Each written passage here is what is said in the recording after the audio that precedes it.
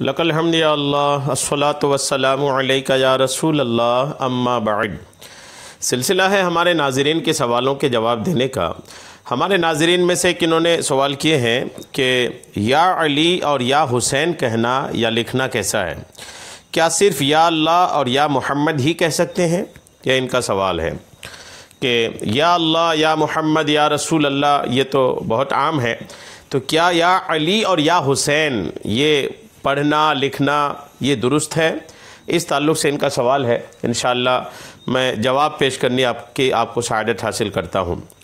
آپ کا یہ جواب میں فتاوی رضویہ شریف جو امام اہل سنت اعلیٰ حضرت مولانا شاہ امام احمد رضا خان فاضل بریلوی رحمۃ اللہ تعالی علیہ کی مایہ ناز کتاب ہے فتوے کی، اس کتاب کی جلد 29 کی صفحہ نمبر 556 میں امام اہل سنت نے اس تعلق سے کچھ دلائل ارشاد فرمائے ہیں۔ ان میں سے کچھ چن کر کے میں آپ کو پیش کرتا ہوں، ورنہ اگر تفصیلی معلومات حاصل کرنی ہو تو اس کتاب کی طرف رجوع کیا جا سکتا ہے۔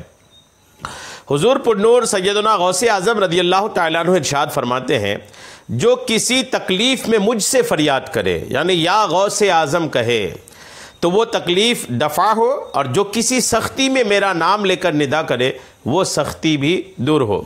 یعنی یا غوث اعظم بولے تو غوث اعظم فرماتے ہیں کہ وہ سختی کے وقت اگر میرا نام لے کر مجھے پکارے تو وہ سختی دور ہو، اور جو کسی حاجت میں اللہ تعالیٰ کی طرف مجھ سے توسل کرے وہ حاجت بر آئے، یعنی پوری ہو، اور جو 2 رکعت نماز ادا کرے، ہر رکعت میں سورہ فاتحہ کے بعد سورہ اخلاص 11 بار پڑھے، پھر سلام بھیجے اور مجھے یاد کرے، پھر عراق شریف کی طرف 11 قدم چلے، ان میں میرا نام لیتا جائے اور اپنی حاجت یاد کرے، اس کی وہ حاجت روا ہو اللہ کے اذن سے۔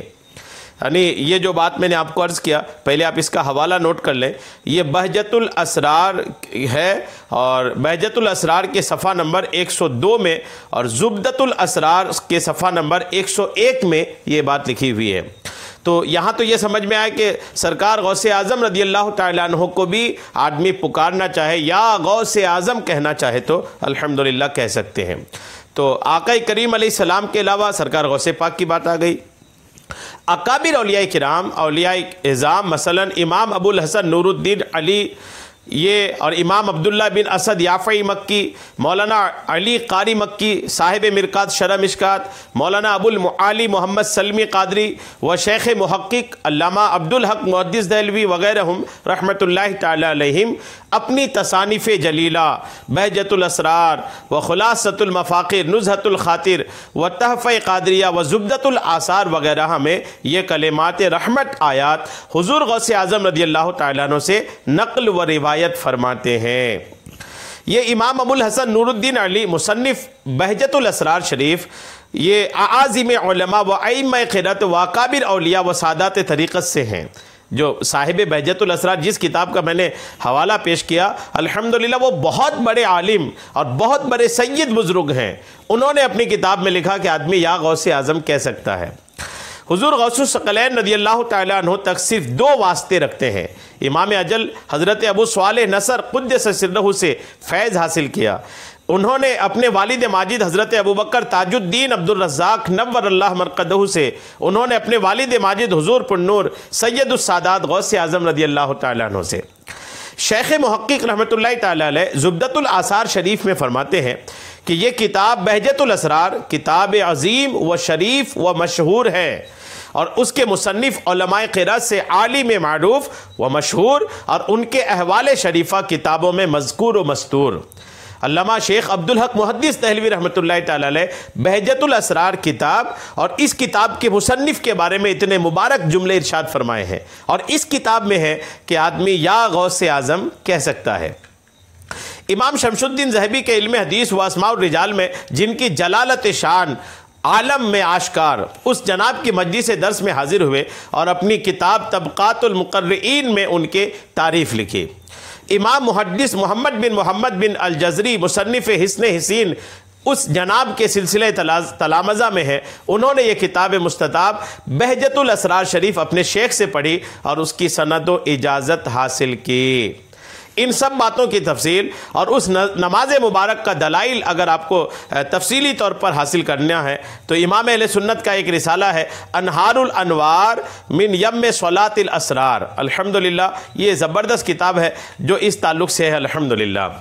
ایک اور بات اس میں لکھیں، امام عارف باللہ سیدی عبد الوہاب شعرانی قدس سرہ ربانی کتاب مستطاب لواقح الانوار فی طبقات الاخیار میں فرماتے ہیں سیدی محمد غمری رحمۃ اللہ تعالی علیہ کے ایک مرید بازار میں تشریف لے جاتے تھے، ان کے جانور کا پاؤں پھسلا، بآواز پکارا یا سیدی محمد یا غمری۔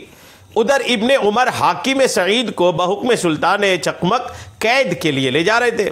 ابن عمر نے فقیر کا ندا کرنا سنا، پوچھا یہ سیدی محمد کون ہے؟ کہا میرے شیخ۔ کہا میں ذلیل بھی کہتا ہوں یا سیدی یا غمدی لاحظنی، اے میرے سردار اے محمد غمدی مجھ پر نظر عنایت فرما۔ ان کا یہ کہنا تھا کہ حضرت سیدی محمد غمری رضی اللہ تعالیٰ عنہ تشریف لائے اور مدد فرمائی کے بادشاہ اور اس کے لشکریوں کی جان پر بن گئی، مجبورانہ ابن عمر کو خلعت دے کر کے رخصت کیا۔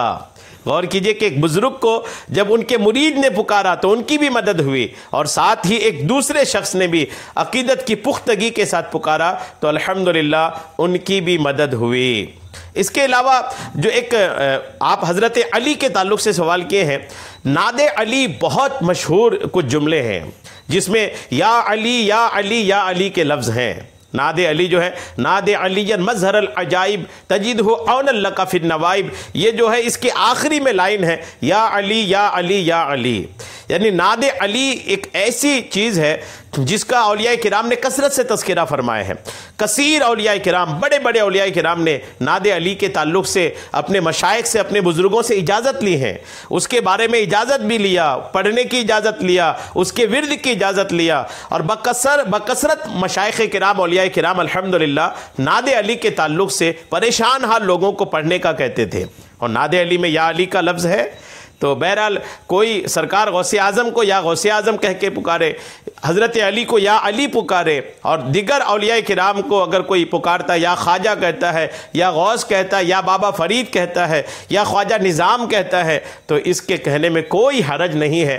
اولیاء کرام الحمدللہ اللہ کے حکم سے، اللہ کی دی ہوئی طاقت سے مدد کرنے کی طاقت رکھتے ہیں۔ اس پر کثیر دلائل موجود ہیں، اگر اس پر بھی آپ کو دلائل چاہیے انشاءاللہ میں پیش کرنے کی سعادتیں حاصل کروں گا۔ بہرحال یا رسول اللہ بھی کہہ سکتے ہیں، یا اللہ بھی کہہ سکتے لکھ سکتے ہیں، ویسے ہی یا علی بھی کہہ سکتے ہیں، یا حسین بھی کہہ سکتے ہیں، یا حسن بھی کہہ سکتے ہیں، یا فاطمہ الزہرا بھی کہہ سکتے ہیں۔ دیگر اولیاء کرام صحابہ کرام کے نام کے ساتھ بھی لفظ یا لگا کر کے ندا کرنے میں کوئی حرج نہیں ہے۔ امید ہے کہ بات آپ کو سمجھ میں آ گئی ہوگی۔ اللہ تبارک تعالی ہم سب کو سننے سے کہیں زیادہ عمل کی توفیق عطا فرمائے، آمین، بجاہ النبی الامین صلی اللہ تعالی علیہ وسلم۔